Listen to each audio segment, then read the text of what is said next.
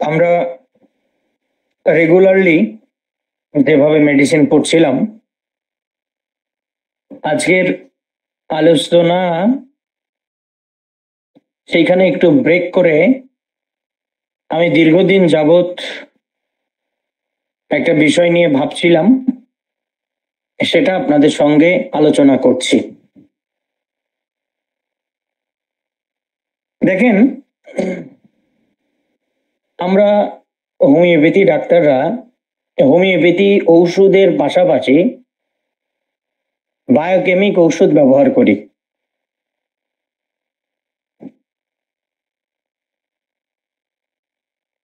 আমি নিজে বায়োকেমিক ঔষধ ব্যবহার করতাম না একটা সময়, মানে আমি বায়োকেমিক সম্পর্কে খুব বেশি জানতাম না, জানার চেষ্টাও করিনি। লাস্ট 1 ইয়ার্স আমি এটা নিয়ে পড়াশোনা শুরু করি, এটা সম্পর্কে বোঝা শুরু করি, যারা ব্যবহার করে তাদের সঙ্গে যোগাযোগ রক্ষা করি, তাদের কাছের যে ফলো আপ গুলো সেগুলো থেকে ইন্সপায়ার হওয়ার চেষ্টা করি, এবং পাশাপাশি বায়োকেমিকের বাংলাতে ইংলিশে যে বইগুলো আছে সে বইগুলো আমি দেখাশোনা শুরু করি। মোটামুটি এটা সম্পর্কে নলেজ পাওয়ার পরে আমি ক্ষেত্র বিশেষে বিভিন্ন চেম্বারে এর বিভিন্ন পোটেন্সি ব্যবহার শুরু করি।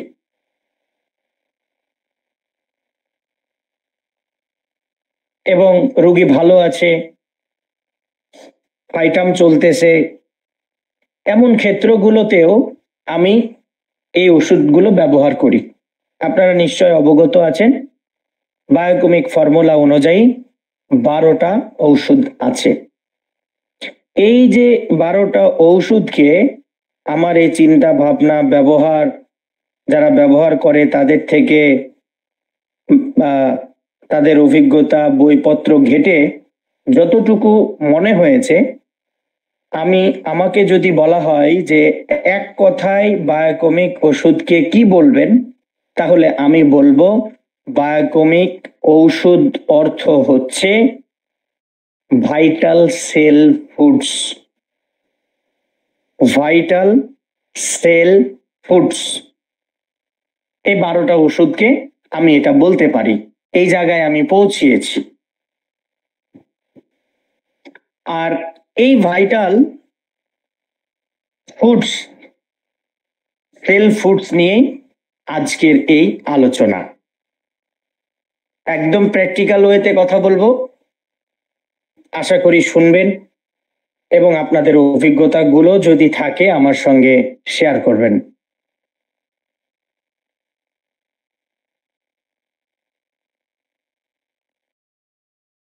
Biochemic tissue, biochemic tissue salt এটা বললে আরো ভালো হবে।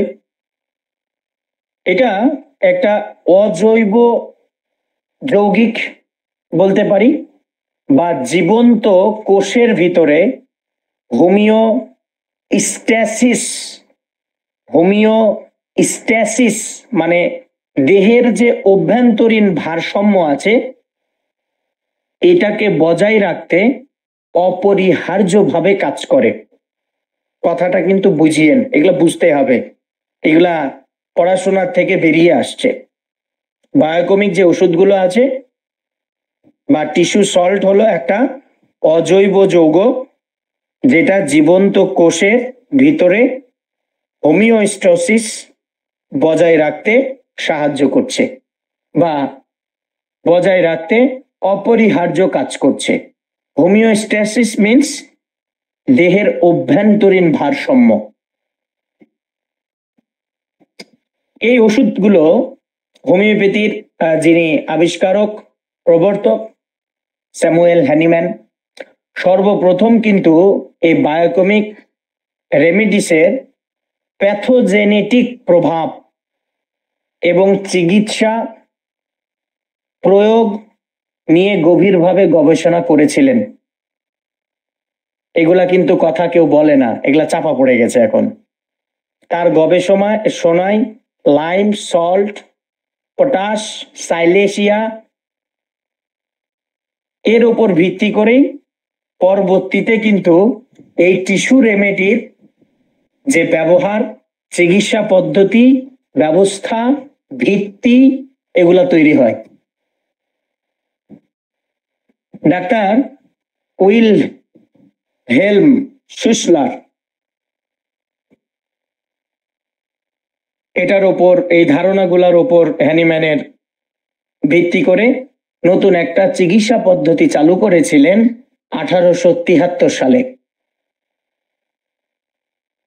1873 সালে পরবর্তীতে ডাক্তার হেরিং 12টা টিস্যু রেমেডির প্রবর্তন করেছিলেন। তবে মনে রাখবেন, শুসলার পরবর্তীতে কিন্তু হোমিওপ্যাথি থেকে নিজেকে দূরে সরিয়ে নিয়েছিলেন। তাই কিন্তু এই বায়োকেমিক নিয়ে আর বেশি আলোচনা, সমালোচনা, গবেষণা কিচ্ছু হয়নি। কারণ যিনি 1873 সালে এটাকে প্রকাশ করলেন, পরিচয় করিয়ে দিলেন, তিনি একটা সময় এখান থেকে দূরে সরে গেলেন। কেন, সে বিষয় নিয়ে আমি বলতে চাচ্ছি না। এই যে শুসলার এটা বের করে দিয়ে, প্রকাশ করে দিয়ে চলে গেলেন, হেরিং বের করলেন, শুরু করলেন, তার যে চিকিৎসা পদ্ধতির মূল ছিল, যেটা হ্যানিম্যান শুরু করেছিল, শরীরের ভৌত রাসায়নিক প্রতিক্রিয়ার উপর ভিত্তি করে হোমিওপ্যাথির মূল নীতির উপর নয়। এগুলা আবার যারা রসায়ন পড়েছেন তারা এগুলা ভালো বুঝবেন, বা যারা পড়েছেন তারা বুঝতেছেন। পরবর্তীতে বায়োকেমিক ওষুধগুলো থেরাপিউটিক্স ওয়েতে ব্যবহার হওয়া শুরু হয় হেরিং এর ওই জিনিসগুলোকে কেন্দ্র করে, যতটুকু শুসলার বলে গেছেন তার উপরে। দেহের প্রতিটা অঙ্গ, প্রতিটা গঠন প্রকৃতি, প্রতিটা কার্যকলাপ এর উপরে নির্ভর করে ভেতরের আমাদের ইন্টারনাল যে ভেতরের উপস্থিতি উপাদান, এইগুলোর মধ্যে একটা ব্যালেন্স বা ভারসাম্য তা তৈরি করার জন্য মূলত এই শুসলারের এই 12টা বায়োকেমিক ওষুধ ব্যবহার শুরু হয়। কিন্তু আমি এই যে এটা নিয়ে যে ভাবনা শুরু করলাম, কেন শুরু করলাম, যদি এরকম প্রশ্ন করেন, তাহলে আমি ম্যাক্সিমাম সময়ে দেখেছি আমার এই ছোট্ট জীবনে এই বায়োকেমিক ওষুধগুলো খুব অপব্যবহার হয়, এবং অপব্যবহারমূলক কথাবার্তাও ফার্মেসিগুলোতে থেকে হয়।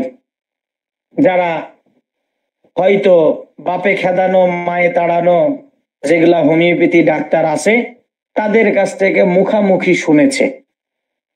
আমি এর উপর দীর্ঘ পড়াশোনা শুরু করি, তার উপরে ভিত্তি করে আমি যে ওষুধগুলো ব্যবহার করেছি, 12টাই করেছি, যে ক্ষেত্রগুলোতে ভালো এর কাজ দেখেছি। যেমন ক্যালকেরিয়া ফসের কথা বলি। ক্যালকেরিয়া ফস ওই যে হোমিওপ্যাথিতে যা লেখা আছে,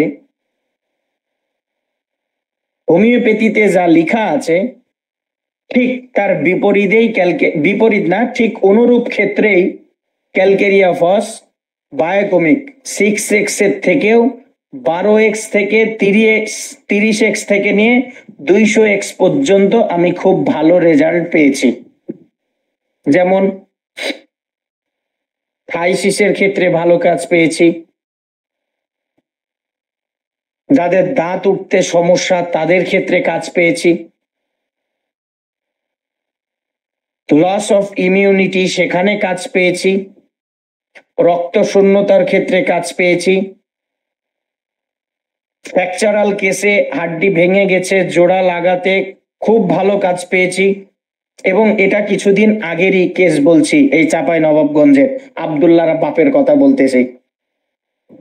এরপরে অ্যাকুইট স্টেজে চোখের ছানির ক্ষেত্রে কাজ পেয়েছি, যারা ঘন ঘন গলা ব্যথা বা টনসিলে অ্যাটাক হয় তাদের ক্ষেত্রেও কাজ পেয়েছি।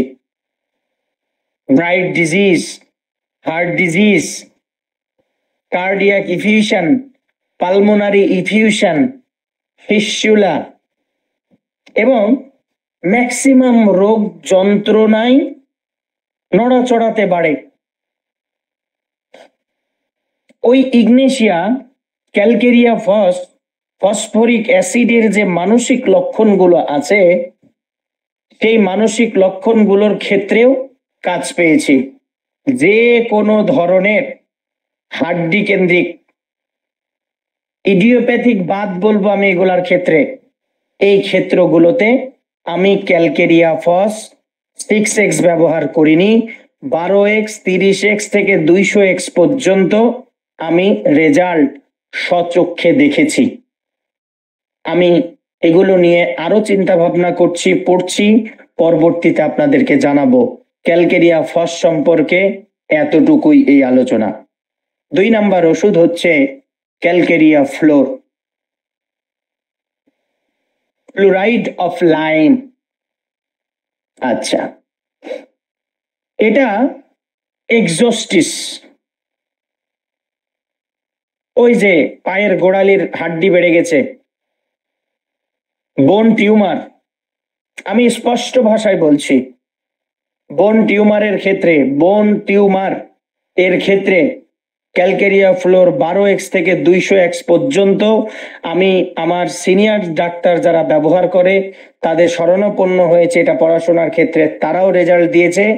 এবং আজকে আমি যেদিন আপনাদেরকে পড়াচ্ছি, আজ 28/6/2025, আজকেও রাজশাহী বানেশ্বর থেকে একটা বোন টিউমারের রুগী এসেছিল। তাকে তার পূর্বে ডাক্তারবাবু প্রেসক্রিপশন করে দুনিয়া থেকে বিদায় নিয়েছেন, মানে উনি মারা গেছেন। উনি ওই ওষুধগুলো কন্টিনিউ করছিল এবং একজন ভালো হোমিওপ্যাথি ডাক্তার খুঁজছিল ওষুধগুলো পরিবর্তনের জন্য। আজ উনি আসছিলেন, ওনাকেও পূর্বের ডাক্তারবাবু ক্যালকেরিয়া ফ্লোর 12x এবং 200x খাইয়েছে, সে প্রেসক্রিপশনে লেখা আছে। আমি রুগীকে খুব আগ্রহ ভরে জিজ্ঞেস করলাম, আমি এই ওষুধগুলো নিয়ে পড়াশোনা করছি, চিন্তা ভাবনা করছি, গবেষণা করছি, মূল তথ্য খোঁজার চেষ্টা করছি, আসলেই বলেন তো আপনি কেমন ছিলেন? উনি বলছে, এই ওষুধগুলো আমি যখন খাই খুব দ্রুতই, মানে এই ক্যালকেরিয়া ফ্লোর, খুব দ্রুতই আমার টিউমারটা বসে যায়। হাড্ডির টিউমারের কথা বলছি। আমি আজ প্রায় 3 মাস থেকে অবহেলার জন্য, কাজকর্মের জন্য আমি খেতে পারিনি, আমার এটা আবার ফুলে উঠেছে। আপনাকে খুঁজে পেয়ে আমি আসলাম। এটা রুগীর কথা বলছি, স্পষ্ট রুগীর কথা বলছি আমি। হস্কিন ডিজিজ, অ্যাডেনয়েড বেড়ে গেছে, ওই যে তলার পিছনে যেটা থাকে গোল, সেক্ষেত্রে সিফিলিস, পাইলসের ব্লিডিং, ফিস্টুলা, গলগণ্ড, যে কোনো গ্রন্থি ওই হাড্ডির মতোই শক্ত, আর্টেরিও স্ক্লেরোসিসের জন্য আমি ব্যবহার করেছি। ভেরিকেস ভেনের জন্য ডাক্তার দেলোয়ারের কথা শুনে আমি একটা রোগীকে দিয়েছিলাম মনোপ্রাণিত হয়ে, আমি সেখানেও রেজাল্ট দেখেছি। এই ওষুধগুলো প্রত্যেকটাই দিয়েছি ফাইটামের সঙ্গে, কোনো হোমিওপ্যাথি, কোনো রেমেডির সঙ্গে নয়। এবং এখন বর্তমানে 25 থেকে নিয়ে 45 বলেন, জোয়ান থেকে চ্যাংড়া থেকে বুড়া বুড়ি বিটি পর্যন্ত বলেন, কোমরের ব্যথার জন্য ক্যালকেরিয়া ফ্লোর হর হামেশাই বেশ ভালো রেজাল্ট দিয়েছে, আমি ফাইটামের সঙ্গে লক্ষ্য করেছি। আমি আবারও বলছি, এজন্যই এই ওষুধের আমি নাম দিয়েছি কি, কি নাম দিয়েছি বললাম, বলেন দেখি, ভুলে গেলেন?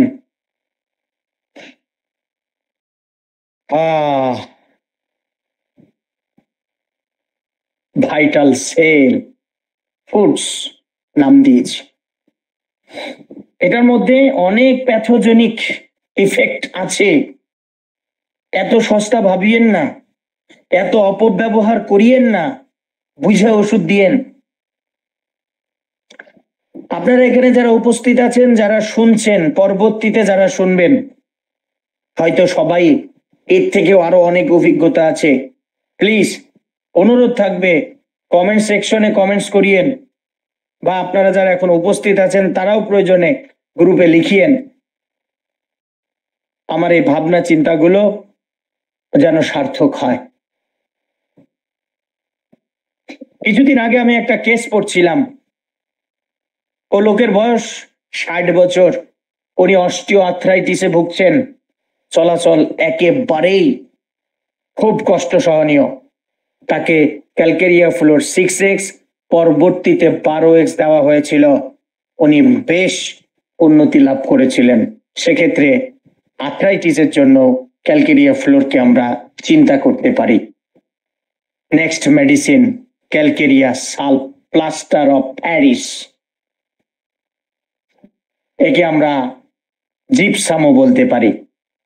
ক্যালকেরিয়া সালফ যে কোনো ধরনের ফোড়া, যে কোনো ধরনের কাঁটা, যে কোনো ধরনের পুষ বের হওয়া, যে কোনো ধরনের কার্বাঙ্কেল, যে কোনো ধরনের গ্রন্থি ফুলে ফেটে ওদিক দিয়ে লাল ঝোল সব বের হচ্ছে, সিফিলিস, ব্যথা, সিস্ট, লুপাস, ফাইব্রয়েডস, যেগুলোতে পুজ আছে, বুকে কফ আছে, কানে শুনতে পাই না পুজের কারণে, মুখে ঘা হয়েছে পুজ, কথা হচ্ছে কিছু না কিছু ওখানে ফর্মিকেশন হয়েছে, কিছু না কিছু ফর্মিকেশন হয়েছে, সেখানেও ক্যালকেরিয়া সাল্প বেশ ভালো রেজাল্ট দেখেছি। আমি স্পষ্ট করে বলছি, উত্তরার চেম্বারের একটা রোগীকে দীর্ঘদিন আগের ডাক্তারবাবু চিকিৎসা করেছিল, এত পরিমাণ ওষুধ দিয়েছে, আমি যে ওষুধ দিব এর কোনো রাস্তা আমি খুঁজে পাচ্ছিলাম না। ডাইনে বামে সামনে পিছনে ওপর সিট যেদিকেই ঘোরাই, আগের ডাক্তারবাবুর প্রেসক্রিপশনে দেখি সেই ওষুধটাই দেওয়া আছে, এবং নিম্ন থেকে উচ্চ পর্যন্ত। এক প্রকার বিরক্তই হয়েছিলাম। ফাইটামের সঙ্গে ক্যালকেরিয়া সাল্প 6x দিয়েছিলাম, ওর ফিস্চুলা ভালো হয়ে গেছে, ওর ফিস্চুলা ভালো হয়ে গেছে। আমি সেখান থেকে দারুণ ইন্সপায়ার হয়েছিলাম, দারুণ ইন্সপায়ার হয়েছিলাম। আবারও বলছি, এই জন্যই এই ওষুধের নাম রাখছি vital cell of foods, vital cell of foods, দারুণ কাজ করছে। নেক্সট মেডিসিন হচ্ছে ফেরামফস। ক্যালকেরিয়া দিয়া আর কোনো ওষুধ নাই, যার নাম ফসফেট অফ আয়রন। এই ওষুধটা আমি সব থেকে বেশি ব্যবহারের করে দেখেছি, অন্যান্য ক্ষেত্রে এখনো সুযোগ হয়নি। সেটা হচ্ছে রক্ত শূন্যতা এবং জ্বরের ক্ষেত্রে সব থেকে বেশি, সব থেকে বেশি রক্ত শূন্যতা এবং জ্বরের ক্ষেত্রে, এবং এটা আমি 6x ব্যবহার করেছি। আয়রন ডেভেলপ করতে প্রেগন্যান্সি পিরিয়ডে ফেরামফস অত্যন্ত অত্যন্ত ভূমিকা রাখে, আমি প্রমাণ পেয়েছি। শীতকালীন কোমরের ব্যথা, গরমে নাই, গরমে কোনোভাবেই ব্যথা নেই, শীত আসলেই কোমরের ব্যথা, ফেরামফস 12x কে ভালো কাজে পেয়েছি। এরিসিপেলাসের ক্ষেত্রেও ফেরামফসের কাজ দেখেছি, তবে সব থেকে ইফেক্টিভ রেজাল্ট রক্ত শূন্যতা এবং জ্বরের ক্ষেত্রে পেয়েছি, যা আমি লিপিবদ্ধ করেছি এবং খোঁজার চেষ্টা করতেছি আর কোন কোন ক্ষেত্রে এগুলোকে দেওয়া যায়। নেক্সট মেডিসিন হচ্ছে ক্যালিমিউর, যেটাকে পটাশিয়াম ক্লোরাইড বলা হয়। এর আরেকটা নাম হচ্ছে ক্লোরাইড অফ পটাশ। আমি মুখের ব্রণের ক্ষেত্রে এই ওষুধটাকে বেশ দারুণ দেখেছি, এবং আমি সিনিয়র যে ডাক্তারদের শরণাপন্ন হয়েছিলাম তারাও আমাকে এই বিষয়ে বেশ কিছু তথ্য দিয়েছিল। মিউকাস মেমব্রেন্সের যে ঘা বিশেষ করে মুখের ভিতরে হয়ে থাকে, সেক্ষেত্রেও তারা আমাকে এই ওষুধটা সম্পর্কে অবগত করেছিলেন এবং আমি সুযোগ বুঝে কাজ করানোর চেষ্টা করেছি। আমি একজিমার ক্ষেত্রে দারুণ রেজাল্ট দেখেছি। কোনো ছানি নেই, কিছু নেই।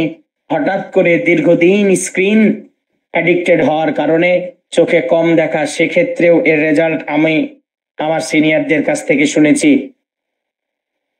বাতের কারণে জ্বর, সে কারণেও দেখেছি। অ্যাজমার ক্ষেত্রেও ক্যালিমিউরিটিকাম বা পটাশিয়াম অক্লোরাইডের ব্যবহার শুনেছি।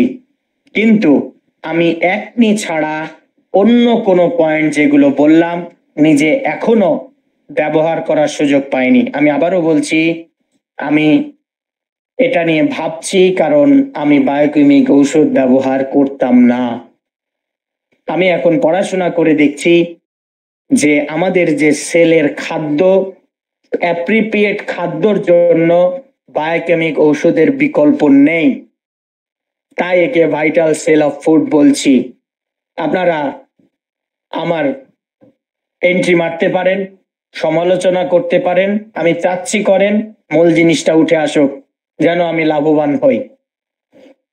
নেক্সট হচ্ছে ক্যালিফস।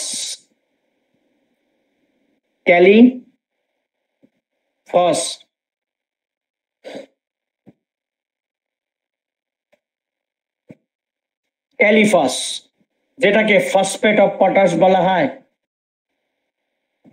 বা পটাশ অফ ফসফেট,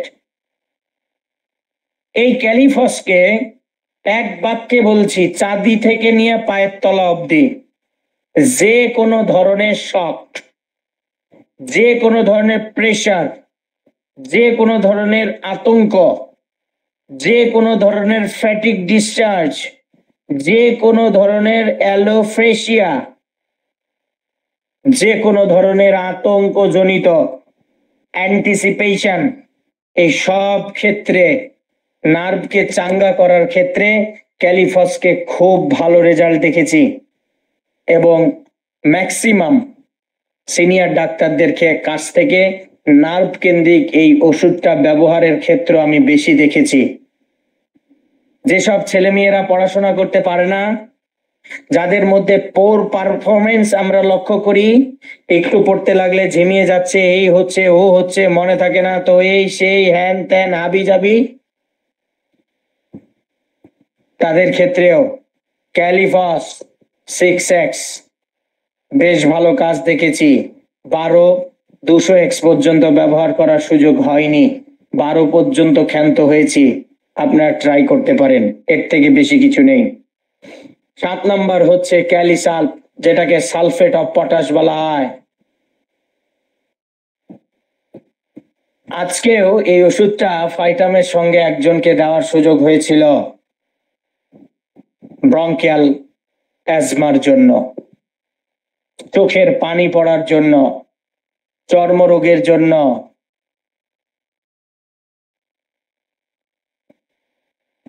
সর্দির জন্য।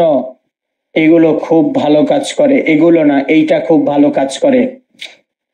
বিশেষ করে ওই যে ক্যালিকার এবং ক্যালিবাই এর চেস্ট কেন্দ্রিক যে সিমটমস গুলো আছে, সেই সিমটমস গুলো এই ক্যালিসাল্প ভালো কাজ করে।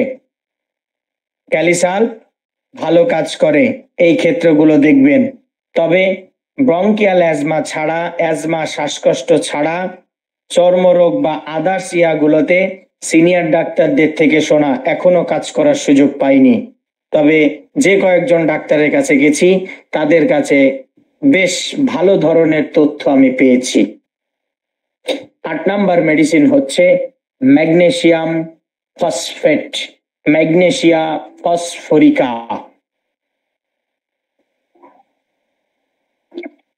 ম্যাগনেসিয়া ফস ওষুধটা যত ব্যথা আছে, বিশেষ করে নিউরালজিয়া, মুখের ব্যথা হতে পারে, চামড়ার ব্যথা হতে পারে, মাংসের ব্যথা হতে পারে, স্ট্র্যাবিসমাস হতে পারে, অ্যানজাইনা পেক্টেরিস হতে পারে, সায়াটিকা হইতে পারে, মানে এই ক্যাটাগরির যত ধরনের ব্যথা আছে, লাইক ডিসম্যানোরিয়া।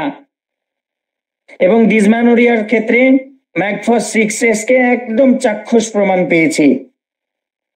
ওটি নিকটস্থ রক্তের সম্পর্কের মধ্যে এই ওষুধ দিয়ে ডিসম্যানোরিয়ার ক্ষেত্রে রেজাল্ট দেখেছি, যেখানে সুযোগ যাচাই করার জন্য আমি হোমিওপ্যাথি অন্য ওষুধ দিলেও দিতে পারতাম, কিন্তু দেইনি অভিজ্ঞতা বাড়ানোর জন্য।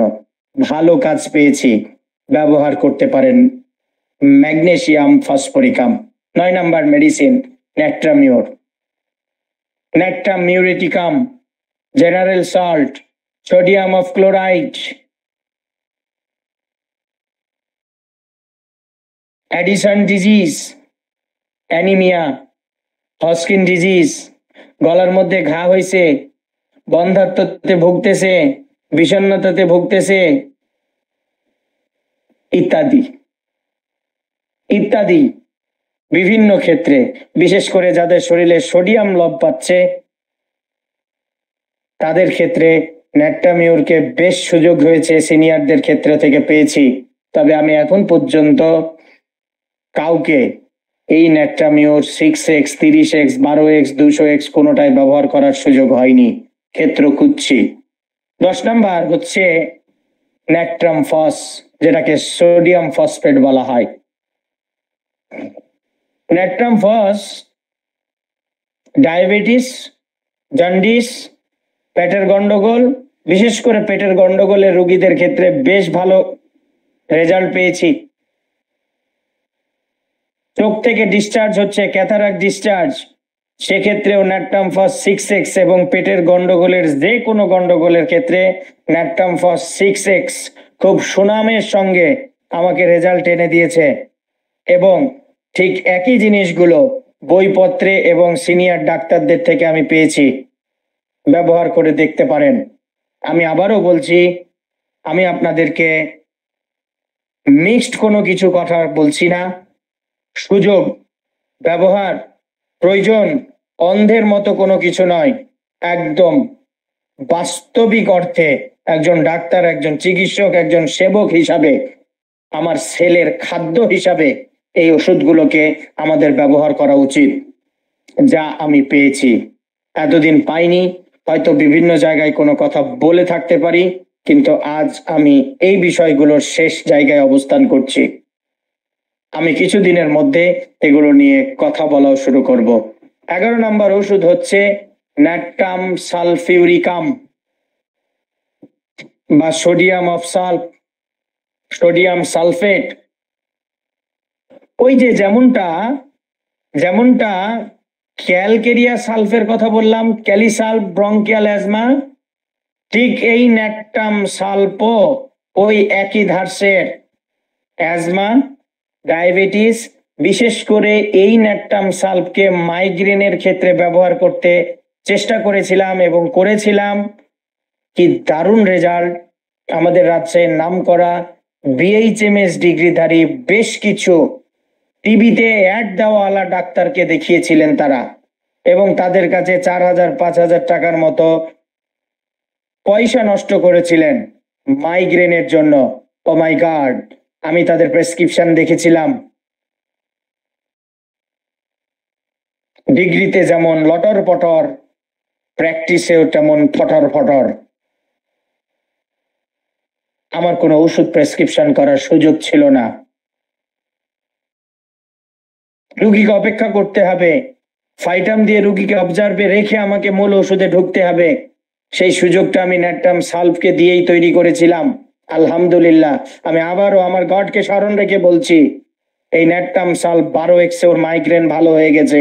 এখনো ও মহিলা আমার কাছে বহু রুগী পাঠায়। বিশেষ করে আমি যেহেতু ক্যান্সার রুগী দেখি, কেমো দেওয়ার পরে আমাকে ন্যাট্রাম সালফ খুব ভালো হেল্প করে। মেনিনজাইটিসের ক্ষেত্রে বেশ ভালো রেজাল্ট পেয়েছি। এছাড়াও অ্যাজমা, ডায়াবেটিসের ক্ষেত্রেও চিন্তা করতে পারেন। তবে সব থেকে বেশি মাইগ্রেন, ক্যান্সার, ম্যানেঞ্জাইটিস, এই তিনটা ক্ষেত্রে আমি এর রেজাল্ট সিনিয়র ডাক্তারদের বর্ণনা অনুযায়ী সরাসরি পেয়েছি, সেটাই আপনাদের সঙ্গে শেয়ার করলাম। 12 নাম্বার হচ্ছে সাইলেশিয়া বা সিলিকাস বা কার্টাস। এই সাইলেশিয়া যে কোনো ধরনের ফোড়া, brain fag, cancer, fistula, hernia, emaciation, sciatica, tonsillitis এবং শারীরিক যে কোনো উইকনেস, বিশেষ করে চেস্ট রিলেটেড, বুক রিলেটেড, বিছনায় প্রস্রাব করা এবং ইরেকটিয়াল ডিসফাংশন, এই ক্ষেত্রগুলোতে সিনিয়র ডাক্তারদের কাছ থেকে তাদের অভিজ্ঞতা নিয়ে fistula, cancer, tonsillitis, emaciation, chest related weakness গুলোর জন্য ব্যবহার করেছি। 12x থেকে নিয়ে 200x সবটাই ব্যবহার করার সুযোগ পেয়েছি, যা আমাকে বেশ ভালো রেজাল্ট এনে দিয়েছে। কিছুদিন আগে ভেনাস আলসারের জন্য আমি বিক্রমপুরের একটা রোগীকে সাইলেশিয়া 12x দিয়ে তাকে অবজার্ভে রেখেছি এখন পর্যন্ত। হয়তো 4 তারিখে তার সঙ্গে আমার দেখা হবে, আমি তার পরবর্তীতেই তার ফলো আপটা আমি শেয়ার করতে পারবো। এই ক্ষেত্রগুলোতে এখন পর্যন্ত সাইলেশিয়াকে আমি এই 12টা ওষুধকে আমি ব্যবহার করেছি, দারুণ রেজাল্ট পেয়েছি, যা আপনাদের সঙ্গে আজকে শেয়ার করলাম। শেষ করার আগে আবারও বলছি, এই 12টা বায়োকেমিক টিস্যু সল্টকে এতটুকু আলোচনা থেকে, আমার বোঝা থেকে আবারও বলছি, যথার্থভাবে ভাইটাল সেল ফুডস বা জীবনী কোষের খাদ্য বলা অবশ্যই যায়, এবং আমার এই কথার সঙ্গে হয়তো আপনারা একমত হবেন।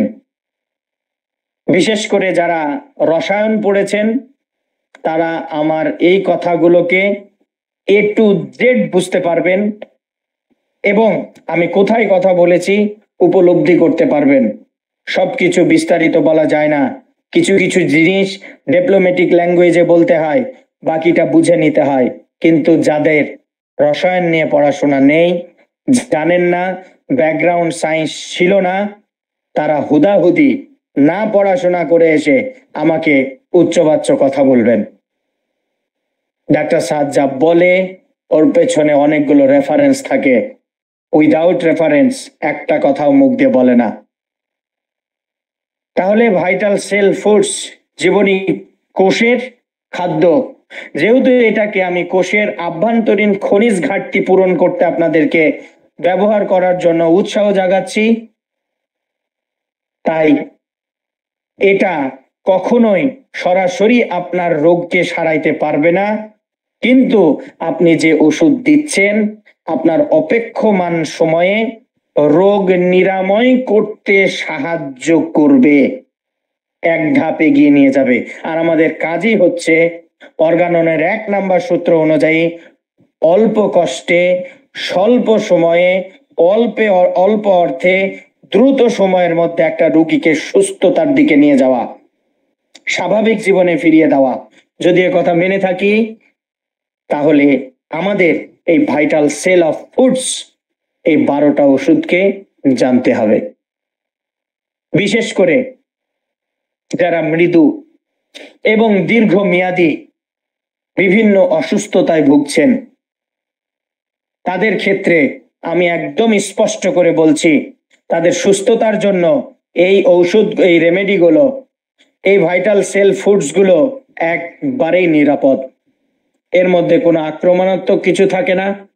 হলিস্টিক চিকিৎসা এক গুরুত্বপূর্ণ উপায় হিসাবে এটা বিবেচিত হতে পারে এবং সম্মিলিত প্রয়োগের ফলে আপনারা ভালো রেজাল্ট পাবেন। এবং এটাই সিনিয়র ডাক্তার এবং যতগুলো বইপত্র পড়েছি, রেফারেন্স পড়েছি, তার দ্বারা প্রমাণিত, স্পষ্ট। পরিশেষে বলতে চাই, আমরা যদি এইভাবে বুঝে এই ওষুধগুলো ভাইটাল সেল অফ ফুডস, জীবনী কোষের খাদ্য হিসাবে ব্যবহার করে হোমিওপ্যাথি চিকিৎসা করে যাই, সামনে এগিয়ে যাই, অবশ্যই নতুন সম্ভাবনার দিগন্ত উন্মোচন হবে ইনশাআল্লাহ। বাকিটা সময়ের অপেক্ষায়। আজকে এ পর্যন্তই। ভালো থাকবেন, সুস্থ থাকবেন। কথা হবে আমাদের মূল ক্লাসের নেক্সট পর্বে। আল্লাহ হাফেজ।